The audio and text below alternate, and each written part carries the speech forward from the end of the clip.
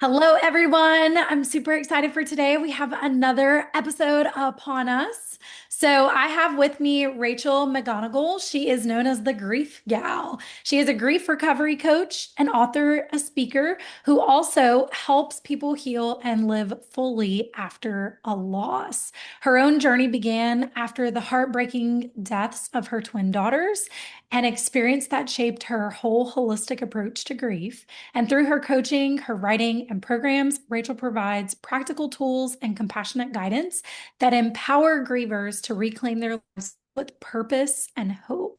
She is the author of The Truth About Healing After Loss, a proven way forward for grievers who reject the forever broken narrative and want to heal. And she is devoted to ending pain of grief and restoring meaningful life after loss. So, Rachel, thank you so much for being here today. No, thank you for having me, I'm of course. excited for what we're going to do. So, take it away. Tell us more about your story and how you moved into the grief gal. Yeah, so I always hesitate because I don't like to only talk about my story, quite honestly, even though I think it's an important one. But I like to use it to sort of set the background and the stage for why I think loss processing skills and helping to equip people with the things that they need to move themselves through tragic and traumatic loss are so important. And it's was mostly because of my own experience where, both of my baby daughters were born, they lived. Ellie was 7 days old when she died, and Aubrey was 13 days old when she died. So they died 6 days apart. Having two children get very sick at the same time, but in different ways, and having to make different decisions was also a challenging experience. But when it was all said and done, I left the hospital with no babies. I had a 2.5-year-old son at home, and my world was drastically altered. And I stepped into this new grief reality where I now had to figure out how to move forward from something that I felt was going to permanently alter my life, my body, my relationships, my future, but also really with no, it's not like I had background or awareness. It's not like you plan your life going, when something really bad happens, like, how will I respond or Yeah. what should I do? And so I felt really ill equipped, but I also was very disappointed on what I was told when I went to seek that information or knowledge, because I really did put myself out there. I thought, I'm not the only person who's ever lost children. I will not the first person to ever grieve, right? There's got to be somebody who's gone before me that could give me some insight on to what to expect, what I can do, right? Just share some sort of wisdom. And what I was really told was basically a mother who loses a child will never be okay. Once a griever, always a griever. I had this one woman visit me, and even though I think she meant well, she came over to basically tell me that her son had also died as an infant, and that in 12 years she had never laughed. And I remember sitting there holding my 2.5-year-old son, listening to this woman 12 years out from her loss, telling me that she hasn't laughed one time, thinking to myself, this cannot be the only option for me. Yeah. Right. And not just for me, because I was 28 years old. Still wanted a life. I still felt like I had a lot of life left. But I would look at my little boy and think, this poor child, like, he deserves a life. Like, how, if I'm just ruined and I'll never laugh again, and once a griever, always a griever, and a mother who loses a child will never be okay, what does that mean for him?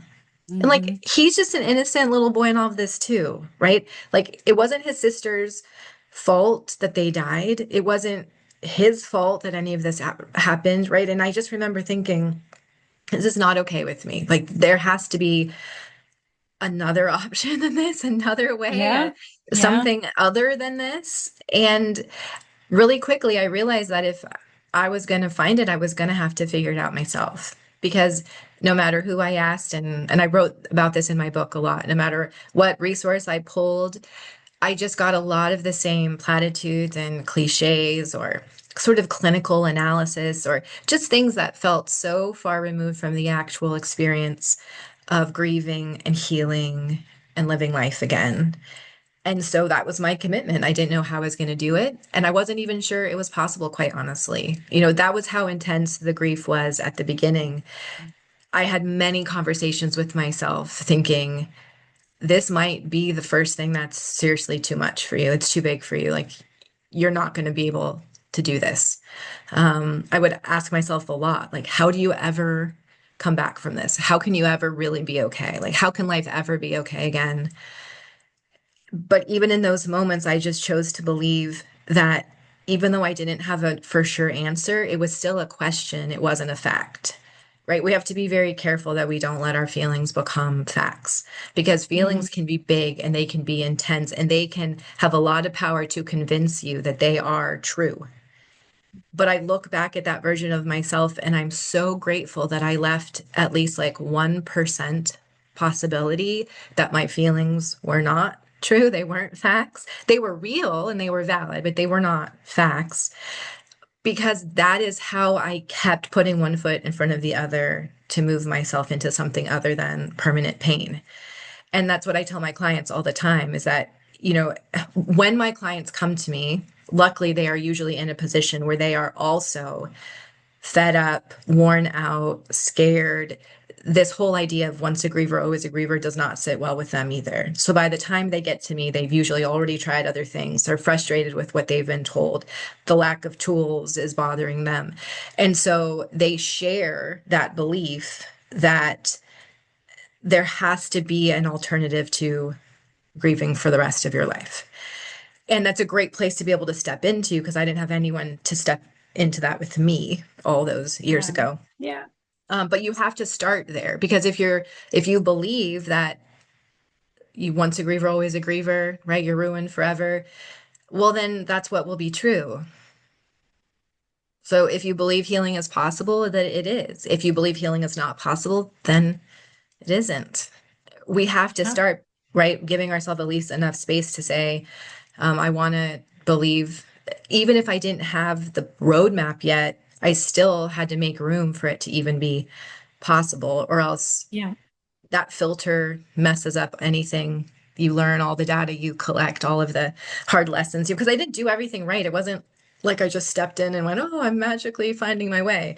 I learned a lot of things the hard way, made plenty of mistakes, but the background of all of those experiences were this unshakable belief that there had to be a way to put the pieces of my heart back together again.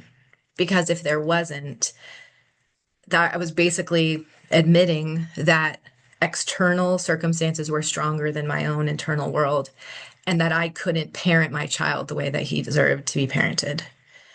Yeah. And those were just two realities I wasn't willing to accept. And you could say I was stubborn or I was rebellious or put whatever words on it you want. Um, but it was all because I believe my heart was in the right place because I wanted healing for my son, but I also wanted my girls, I wanted their legacy to be one of life, not just of death. I didn't Right. want, I just remember thinking, like, I don't know if they can see me, but if they can, I thought, how terrible if they were talking amongst each other saying, like, we ruined mom, we died and destroyed her, right? I wanted them to see me say, like, no, this wasn't your fault. You did not do anything wrong. You didn't destroy anything, right? I love you and I miss you, but I'm going to build the best life I can for you. I'm going to heal because it's honoring to you. I tell all of my clients that. I go, we honor our loved ones that we lost more in our healing than we ever could in our hurting. And that's a hugely controversial topic because a lot of Yeah. people believe that the level of their pain reflects the level of their love. And if they let go of that pain, they have to let go of the love. Where I believe it's the reverse. I believe that love is eternal. Love you can't just doesn't just like slip away from you. And my Yeah. healing is every bit a representation of that love, if not more than my hurting ever could be. And I refused to limit my expression of how much I love my girls to just my pain. That didn't feel fair. You're like, I don't love my living children and through my pain. So why would I love my Right. dead children through my pain? Right. And so, yeah, so that, I'm 17 years out now. My girls have, they were born in 2008. So this is not something that I just learned yesterday. This is something I've been walking in for a long time. But I'm glad that I did. And now I get to teach other people how to do it too. And that has become an incredibly fulfilling way to live my life. Yeah. Oh my gosh. And I love the idea of the legacy aspect of it. So I've had clients who have come through, they've lost children, whether, there was miscarriages or they gave birth kind of in the same situation and their babies had died. And I remember telling some of my clients when we were doing a lot of the grief aspects and the trauma healing side, I'm like, you'll be so much closer to them when you let go of your pain side of things. Like you said, like holding on to the pain does not mean you love them more. Like imagine how much more you could love them and connect. Because everybody does feel you feel your lost loved ones around you. So then they would mention that, like, I can't let go of my baby. I can't let go of this. And it's like, you're not. You're moving closer. You just have to let go of the pain part. And I think that's easier said than done. I think also sometimes people go through counseling and it's not enough, or the practical tools aren't always used in the right ways. And when you're left to your own devices, sometimes it sucks. Like it makes Well, process a lot harder. yeah. Well, and grief is this ironically unfair situation because our healing requires more from us than we've ever had to give at a time in our life when we've never been more depleted. So it's very Mhm. unfair, right?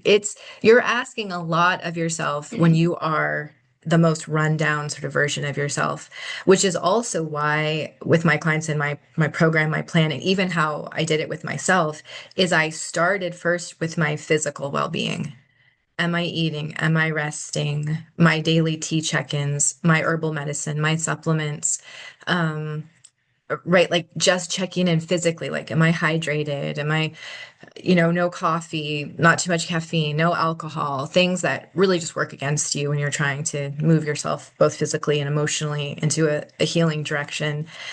Because what I first became very cognizant of is there's not enough willpower in the world that gets you through loss. Like you cannot cheerlead yourself, coach yourself, will yourself. Keeping a gratitude journal or staying positive is not the answer because grief is not a perspective problem. Grief is a experience to understand that relates to what it feels like to lose something that we wanted to keep or to realize we're never Mhm. going to get something we always wanted. And so processing all of that is not a product of having a negative mindset, right? Or a lack of perspective. And it grieves my heart when I hear people talk about how, they're so hurt when people tell them things like that. Like, well, focus on what you have to be grateful for.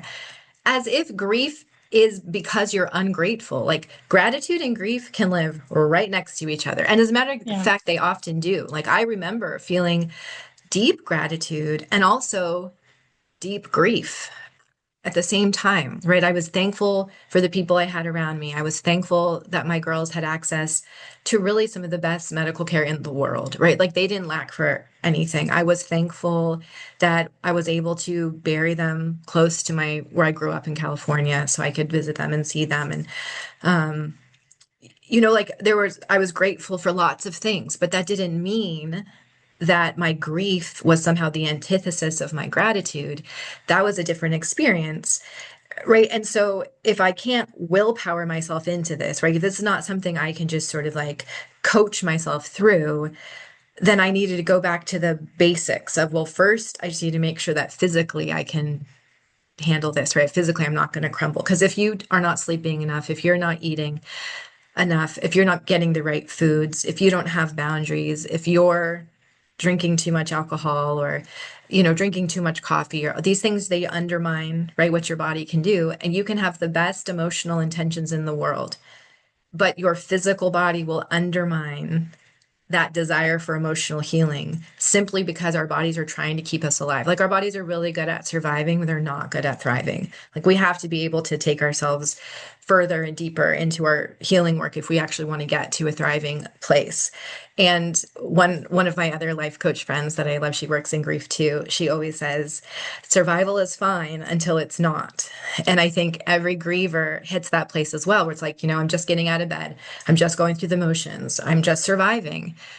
And then one day they sort of wake up and go, I don't want to live my life like this.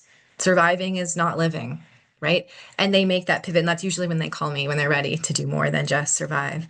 But that's okay. Like it's okay to sometimes just be in survival mode. But it's also okay to not want to be in survival mode anymore and make a new choice and enter a new Yeah. phase and move yourself into a new place. But if you Yeah. think it's all just going to be willpower, or other people have told you it's willpower, think about it differently. Do it like this. Everything happens for a reason. You know, they wouldn't want you to be sad, or like whatever weird things people say to try to switch that mindset. We don't switch it. We nurture ourselves into a different level of strength so that we can keep Yeah. putting one foot in front of the other. I'm no longer in survival mode. I have not been in survival mode for a very long time, but I have not forgotten what it feels like to be in survival mode. And I didn't get out of it by just willpower. I got out of it Yeah. by being intentional about how I was taking care of my body, then how I was taking care of my relationships. And then I started doing completion work around how do I finish all of the unfinished emotional communication that I uncovered right in my loss. Those are the same steps that I take my clients through. So let me ask you this because my brain's going to go into that. It's going to go into the devil's advocate for a second of, well, Rachel, like I can't force myself to do these things. What do I need to do first? I can't take care of myself. I'm barely eating. I'm barely drinking. I'm going through the motions. I'm laying in bed all day. Meanwhile, my kids are doing things. My husband's doing whatever, or whatever the situation is. How do I get to that point where I do pick up myself? How do I do that? Sure. Well, first, I want to clarify that when I say, willpower alone isn't enough, that doesn't mean I'm not saying that there are moments where we just have to make decisions, Yeah. right? And we can't wait till we feel like it or we have enough energy. But we do want to make those kinds of decisions well informed as to where's my capacity at right now? What is the best small step forward, especially making sure we're not doing things that are undermining our healing. Because that's often when my clients first come to me, that's usually where they are. They are putting effort in. They are trying. They are doing the hard things. They're not waiting until they feel like it, but it's not helping and it's not working. And they're frustrated and they're going, if I'm going to Yeah. put effort and energy and pull myself out of my comfort zone and stay committed to healing, I want it to pay off. Like I want it to work. I don't want to feel like I'm staying stuck or even regressing and losing ground. And that's where some of those areas of, well, first, one of the biggest things is usually, not always, but usually they're over exercising. We have to pull way back. Like you cannot exercise your grief away. Hmm. We live in a culture right now where exercise is a cure-all for anything. If you have low self-esteem, exercise. If Yeah. you low Yeah. energy, exercise. If you're going through something emotional, exercise. And I'm not at all saying that exercise is bad. It's actually super important. We need to move our bodies. We need to understand what our bodies need. But too much exercise becomes a form of stress, not a healing modality. And so one of the very first things I do say, actually, we're going to put less effort and we're going to take some of that effort, we're going to put it right into other things in other ways, like those gentle shifts that we need. And so, no, it's not, I don't ever tell my clients, well, just wait till you feel like it. Right. Because again, we don't know when that's ever going to happen. But I also make sure that there's some guardrails and some understandings and some awarenesses so that when they are taking their very precious effort, right, their very precious energy that they have very little of because grief robs us of our energy, that it's in things that are actually going to replenish that energy, move them a little bit further, help them feel a little bit more relief, replenish their body, right?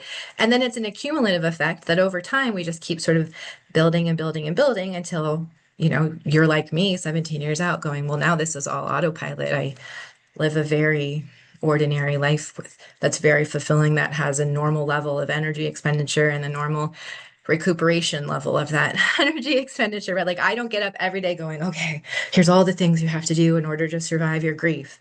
I did for a while. The first Yeah. couple of years had to be that intentional, and I had to learn as I go, and I had to make new choices when I realized certain things weren't serving me any longer, but not wasting that energy because it is going to require some discomfort. But grief is uncomfortable no matter what. So you can either choose the discomfort of being stuck and trapped in your pain and feeling like there's no way out, or you can experience some of the discomfort that empowers you to actually move yourself into a place where you no longer have to stay stuck in discomfort. So it's, yeah, you're trading, but it's one has hope and the other one Yeah. feels, Yeah. like a lot of despair. Yeah.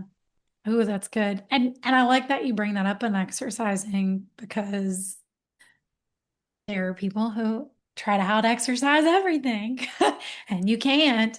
It's like even in the work that I do, you can't out exercise a dysregulated nervous system. It No, ain't as a gonna matter of fact, work. that will make it more dysregulated. Yes. Yes, it will. Yes, it will. Then you'll be further from the results that you desire. So let's flip gears. Even in relationships, how does that heavy of a grief work in rebuilding relationships, especially with your spouse?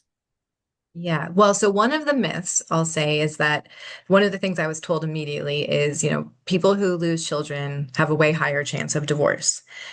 And I've dug into that quite deeply over the last, 1.5 decades to discover that's not actually true at all. Okay. A loss experience does not interject into your relationship or your marriage something that is too big to work through together as a couple. What grief does is it exposes what's already there in the relationship. So if you have cracks and weaknesses and bad habits and things that you've been ignoring and stuff that you've been just sort of dealing with because you had the bandwidth to ignore it, deal with it, overlook it, compensate for it, whatever. When grief comes, it shrinks that bandwidth, right? But all of those problems and struggles are still there. If you already have a solid foundation, even if it's not perfect, but you already know how to communicate, how to work through things, how to be uncomfortable, how to forgive, how, right? Then when you're grieving, you'll still have the foundation of those things, even if you have less bandwidth to show up as the best version of yourself, right? And I've seen it many times. Couples who are already have that foundation, they can work through the grief and in some cases even get stronger in their relationship. And couples who did not have that foundation, the death or the loss itself didn't break them.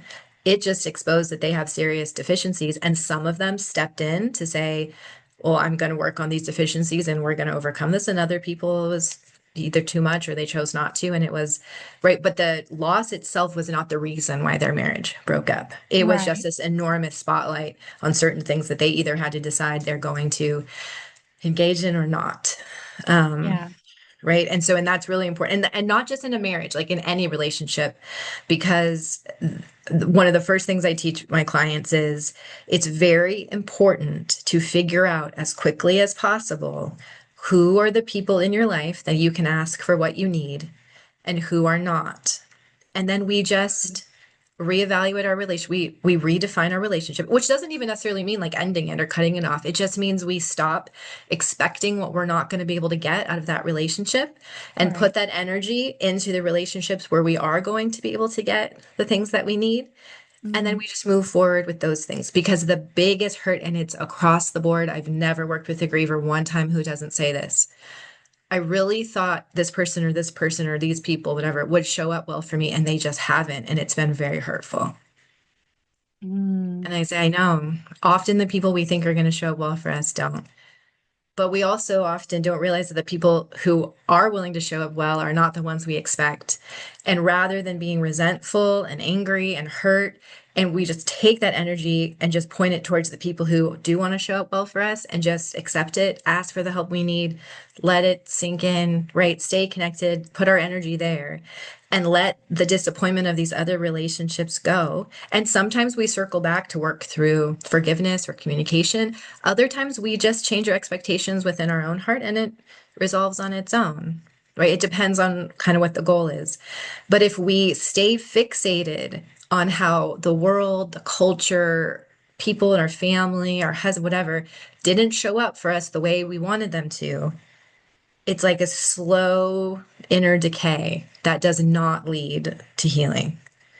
Yeah. And we have to address that first. Ooh, I love that. And I also do you work with couples or do you So just I do work with couples, but I work with them individually. okay. Does that make sense? So I don't work with Yes, them at the same yes, time. yes, So I'll work yes. with two people in a couple, but I work with them individually. Okay.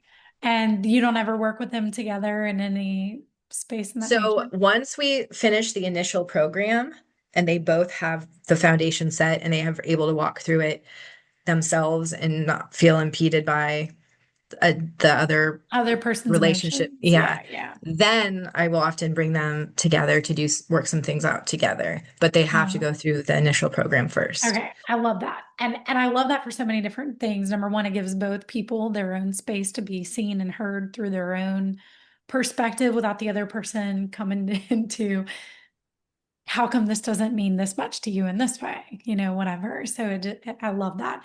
My question is, whenever it comes to, are you helping each other in that aspect, rebuild those foundational pieces if need be? Oh, yeah, absolutely. So Yeah, if there's sort of like these three pillars to what a healing journey requires, right? And one of those pillars are those relationships. So you have to attend to them, whether it's creating new ones, changing expectations around old ones. Um, you know, I often warn couples, like especially if they're grieving a child, you think your spouse is the one person who understands what you're going through the most. And so you will assume that they should be there for you the most. And often it's the complete opposite. You have very different grief styles, very different yeah, perspectives, very yeah, different relationship to what you lost, and you're grieving, so you're depleted. So you don't have the extra that they might need from you. And yeah, so I warn them and actually help them plan on how to create an individual support system for themselves that is not with their spouse, right? And they each need some time just to heal. And it doesn't mean they can't be there for each other, be a support for each other, but we want to make sure it's not the primary because it's yeah, simply not yeah. fair. You're just asking too much of each other at a time in your Exactly. life when you don't Well, you necessarily have it to also, it's give. kind of, yeah, and it's kind of like whenever they say you can't lean on somebody who's less off than where you are, or they're in the worst position. You can't lean on them for that. There's no support. You don't get that up gain support. You can only get that whenever somebody else has filled their cup up, and they Mhm. can pour that back Right. into you. That's the only way that we can, give in that aspect. And I think that's very important because I think a lot of, I've seen where couples, even in my local town, they've lost a child and they've made it work and that's wonderful and amazing. I don't know that space. I don't know because I haven't walked it and dear God, I never want to walk it.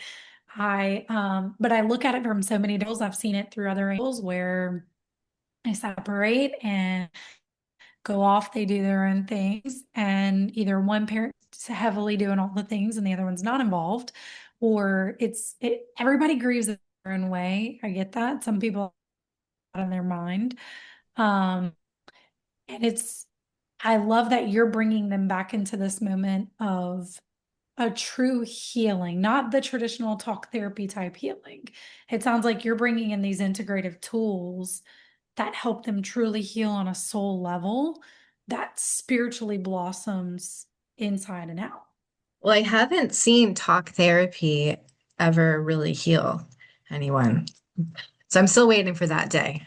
Yeah, I imagine yeah, that on there's so many probably different some, levels. yeah, some really, amazing talk therapists out there who are the exception to the rule. But overall, I have seen no evidence that talk therapy is actually that effective at helping people move through their grief. Now, can they openly share? Can they vent? Can they talk, cry? Maybe, perhaps, and that's a good starting point for some people. But the tangible skills, because that's really what it is. Like the goal, what I needed after my girls died and what I do for my clients is to essentially say, we need a toolkit that's full, right? You need a toolbox that when you open that lid, you have all the tools inside it that you need. You might not need them all the time, but they're in there.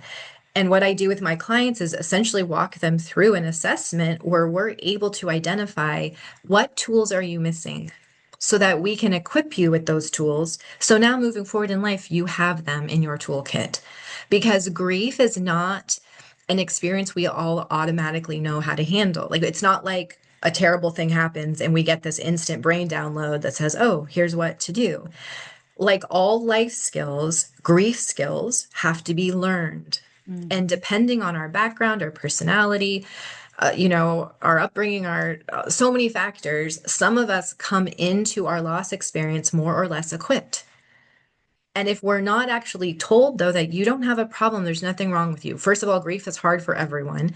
It's disorienting. It always lasts longer than we want it to. It will always test us in ways that we really would prefer not to be tested. But when it exposes that we have missing skill sets, it's not exposing weakness or deficiency. It's just saying we haven't learned this yet. Right. So once we learn it, then we have it, and now we can use it forever. Because grief is it's the evidence of everything that's right with us, not what's wrong with us. We're Mm, not deficient, we're not broken, we're not messed up. right. We're grievers. But grief is a reflection of all of the things that makes us capable of meaningful interactions as human beings, right? This is how we bond, how we connect, how we contribute, how we create any sense of identity or fulfillment in our lives. So when we lose meaningful relationships, of course, it's going to be incredibly painful because we're disconnecting. Our identity is shifting, our future is changing. And we often realize, I don't know how to do this, right? That's eventually what conclusion I had to come to in myself instead of continuing to tell myself, I don't think I can do this. Like, this might be the one thing that I can't do. I started shifting to, you just don't know how to do it yet, Mm-hmm. but Oh, you I can love learn, that. I love right? that. But you just got to give yourself some time to learn and some space to learn. And right, don't be so hard on yourself that because you don't know it instantly, you somehow are Yeah. destined to just be stuck and trapped in your pain. Yeah. But we can learn, and we have to learn if we believe that our grief is actually an expression of what's right with us, right? If we want it to be a part of our broken identity and we want our loss to be the excuse and the reason why we can't contribute or we can't show up well in our other relationships or we no longer have a calling or purpose in our life, we can do that too, right? But those are two very different perspectives. Right. And I happen to be on the side where I didn't want to hide behind my grief. I didn't want grief as an excuse. I didn't want to become less of myself. And I always use the words integrate, right? Like grief is an experience to understand, and we want to integrate it into our life. And one of my clients just asked me the other day, what does integrate mean? And I said, integrate means building the capacity to become more after loss instead of less, Yeah. right? Because it feels like a mathematical equation, right? I lost something, therefore I am less, and my life Yeah. is less, my future is less. Yeah. Well, I believe that even with a loss, we can still choose to become more. And I haven't filled in the gap of my girls. Like they're still missing, right? They're still Right. not here. I still very much love them, wish they could be here. It's not like I've stopped. You're remembering them or I've forgotten. It's like, oh, Aubrey and Ellie who? Like, no, trust me. I'm very aware that those little girls are not here. But I don't have to be less because they're not here. I can be more because they were ever here. Yeah. Ooh, I love that. And even through my miscarriage, and I had my rainbow child after that. And it was one of those things, you're not here to replace that baby, but this baby does exist. This baby holds that space. Now you get to hold a new space. It's not fair to come in and try to make you fit a mold that didn't and apparently wasn't meant to exist. So there, and that's hard sometimes, I think, to wrap around, even with, clients that come in, and we do a lot of integration tools. And I'm gonna ask you some of those tools of what you do with your program as well.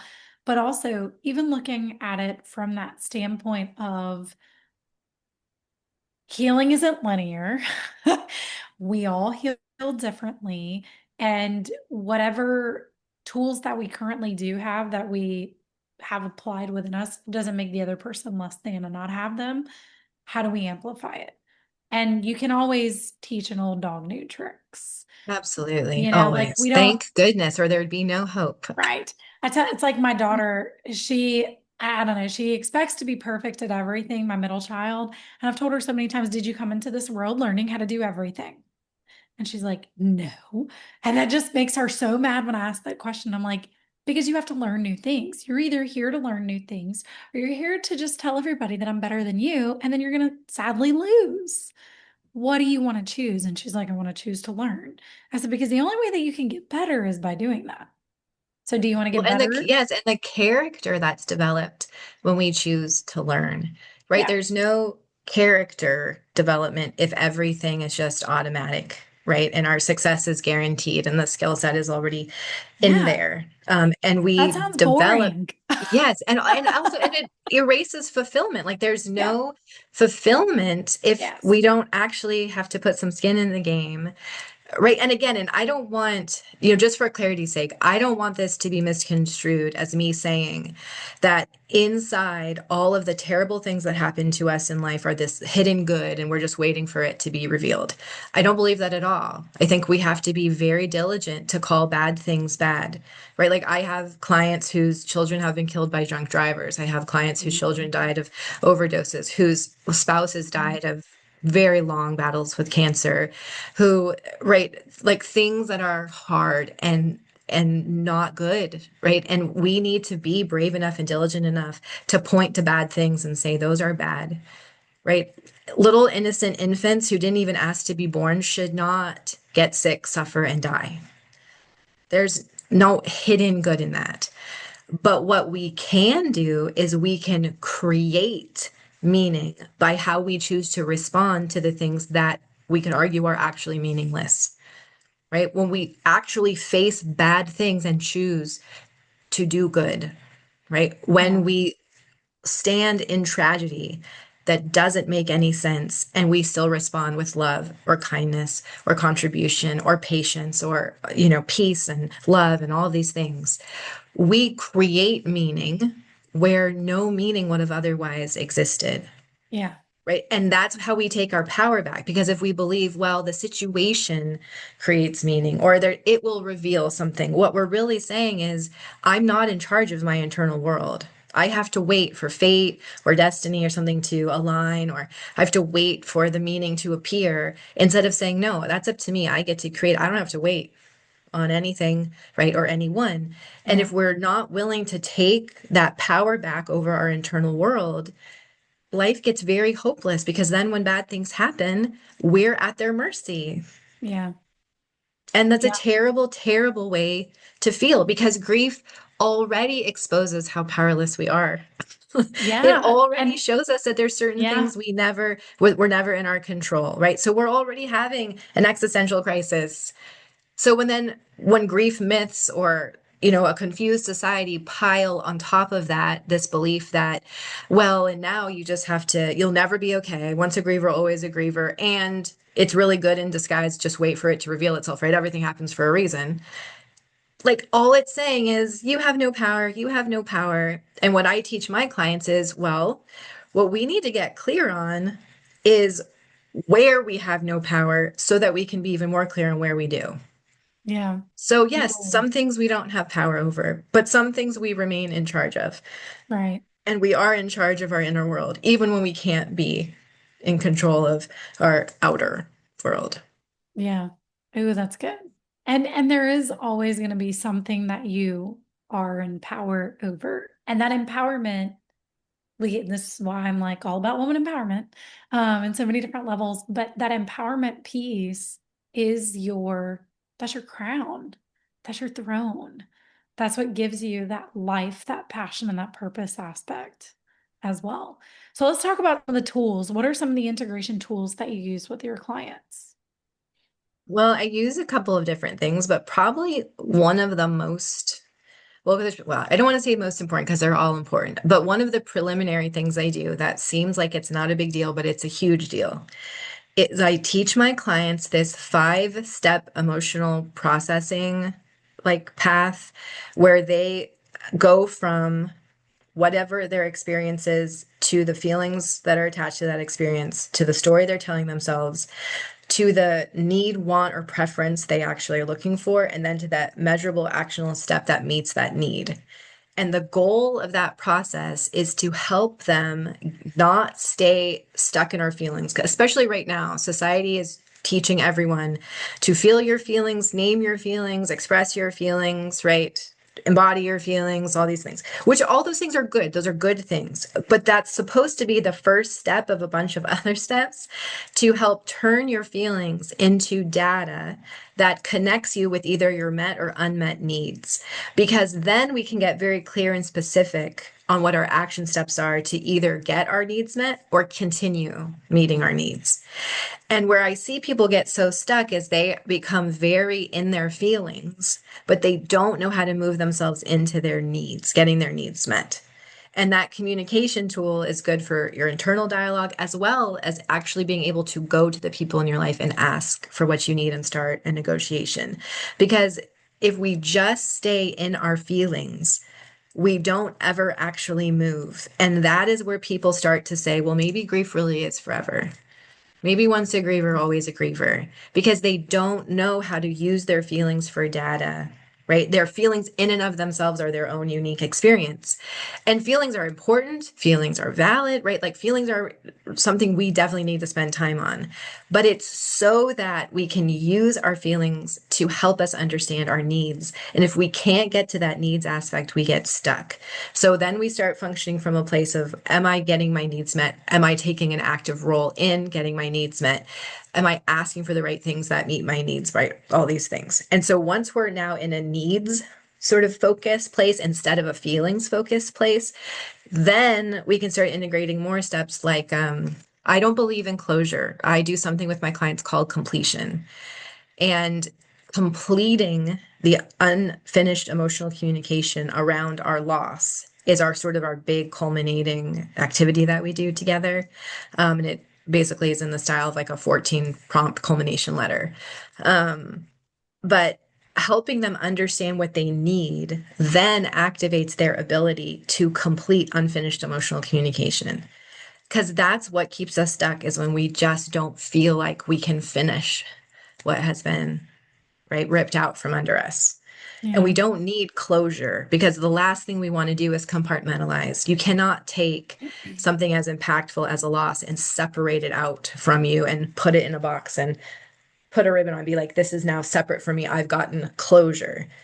We can't close off to something like that. We need to, again, weave it in, right? Integrate it in, which Mm. means we need culmination tax. We need completion work, completion skills. And so that completion process is how we make sure that all of that unfinished stuff that's swirling around gets addressed, gets said, gets witnessed. You say it out loud. I listen to it, right? But we do it in a cognizant way. It's not a free for all. Like everything I do in the whole program leads up to that culmination letter. So by the time they get there, it feels really complete. It doesn't feel like rushed or things were missing or stressful. It feels intentional and whole. Because grief wants to trick you into believing that because you have something missing from your life now, you can never be whole. And that's not Mm. true. Ooh, I love that. I love that. That's powerful. Gosh. All right. Okay. Well, I have one final question for you. What message do you hope that our audience hears from all of this today that we've discussed? I hope that if they are grieving or know of someone who is, that I have put a tiny little seed of hope in them that if they don't want to be once a griever, always a griever, they don't have to be. They have other options and they can step into those options. Like I'm not here to tell anybody what to believe or how to feel. And if you want to grieve forever, by all means, go for it. But if you're in a place in your life where you're thinking, I don't want to feel this way. I don't want to be in pain always. I don't want my identity to be my loss.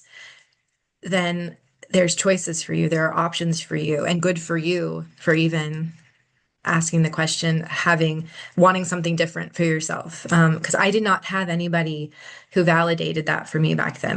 I was just the weirdo. I was the one who just needed to accept reality. And I kept pushing back. And I wish somebody, that's why I wrote my book. My book is what I wish somebody would have handed me when Aubrey and Ellie died. I just Mm. wanted somebody to say, you know what? This desire you have to heal, there's a path for you. So that's what I hope they hear. If this is what they want, there's a path. And it's not rocket science either. It's very achievable, it's doable. Yeah. And it kind of makes me think grief isn't your own death sentence and your own prison. It's a new way of healing and purpose and life Yeah, it thereafter. impacts your life. And, Yeah. what I hope with all things, humans are unfathomably adaptable. And so we should be able to adapt, especially in a grief experience, because it really is about the healthy part of being a human, Yeah. right? You hear people say all the time, like, oh, we grieve in proportion to our love. I'm not really a huge fan of that. Is love an aspect of why we grieve? Most certainly. Okay. Because if we love something, we probably wanted to keep it, you know. Right. Um, but all healing work is identity work. And what we really grieve for is the disorientation of no longer feeling like we fit in our life and our world anymore and figuring out how to go back and fitting right into the land of the living. Like, how do I live this new life that is so different from my old life? Right. And so we have to do that identity work. Who am I? Who did I used to be? Who do I want to be? Those are the big questions we're answering. And Mhm. those questions are not actually about loss as much as they are about identity. Right. And is it in correspondence to our loss? Yeah, that's what's initiating all of these deep questions. But it's still about our ability to adapt. Can we learn new skills? Can we understand ourselves in different ways? Can we readjust what we believe and what we think? Can we see ourselves in our life differently than we ever imagined that we could? Like, you have to be able to imagine that life can be okay again. Yeah. You have to Yeah. start there, right? And that's where I was just willing, like, I'm willing to imagine. I don't know how to do it yet, but I'm willing. There's no way that this is it. Yeah. How can this just be it for me and anyone else who went before me? That doesn't make sense. What about all of the stories? And that's what I started doing, finding the stories, right, of the people who went through profound losses and tragic things and found joy again, found peace again, found fulfillment and meaning. Like, well, if one person can do it, it means another person could do it. Yeah. And I think it's Absolutely. so important to resist all of those lies, basically, that speak into our identity and tell us what we can't do. Oh, you can't heal. You can't ever be okay again. Right. That's really where I rebelled. I was like, don't tell me how to feel. You're not the boss of me. Don't Yep. put me in a box. All right. And Yep. it wasn't because I just wanted to be rebellious, but it was because, excuse me, like, isn't that the whole point? Like, I have agency. And if Mhm. other people or things can just tell me how I'm always going to feel, I give up all of that agency. And I refuse to Mhm. do that. Did Yeah. I take back all the power of the universe? No, there's still things I don't control. Yeah. But my heart, my inner world, my value system, how I choose to show up in really, really hard moments in life, nobody can take that away from me. Right. That's so true. That's your autonomy, that's your space, that's your decision, and that's your power. I love it. So what do you have something for us? And then tell us where we can find you on social media and get connected with you. The best place to find me is probably on Instagram, and it's the grief gal with underscores between each word. We're gonna Um, post that below for okay. you guys. Yes. And I have tons of free resources, but like if you go to my Instagram, there's tons, but some of the best Okay. things are like I have a list of supplements that I think are where all grievers should start. I have a recipe book around what you should be putting in your body. I have a whole paper on how to start a tea check-in ritual with yourself so you can start regulating your nervous system and nurturing your body on a very physiological level. A tea check-in is powerful because it's both nutrition and ritual all rolled into one. So there's tons and tons of important things there. So, and all Awesome. you have to do is just click the link and they'll pop right up for you. Click the link. We're going to post those below so you guys can go get that. Rachel, thank you so much for your time today. Thank you No, thanks for for having me. thank you for sharing your story and your power and your passion. I love it. And I Well, love the thanks for energy. creating a platform where we can do Thank you. that. Thank you. Thank you. All right, guys, go check her out. Go follow her on Instagram and grab all of her freebies. Grab them all. And we will catch you on the flip side.